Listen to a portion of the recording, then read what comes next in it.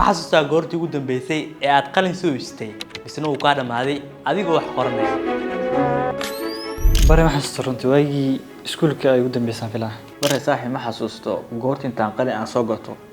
aan wax ku qoraayo uu iga dhamaado tiknoolajiyadu waxay bedeshay sida aan u fikirno wax u qorno una xasuusan waxaa la ogaaday in 41% dadka caalamka ay maalin kasta gacantooda wax ku qoran halka in ka badan 70% ardayda jaamacadaha ay doorbidaan inay qoraaladooda ku kaydsadaan aaladaha dhijitaalka halkii ay buug iyo qalimaan adeegsan lahaayeen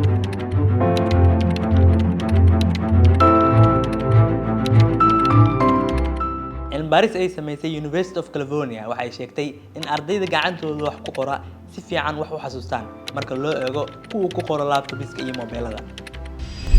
Qalinku waxa uu astaan u ahaa xusuusta, fikirka dabiiciga iyo dareenka qoraalka.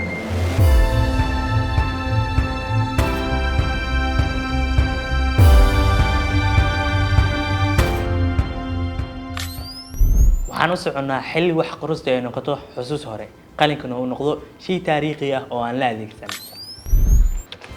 ma laga yaabaa in jiilasha soo aadan aysan adeegsan qalinka ay u arkaan shay taariikhi ah oo aan la adeegsan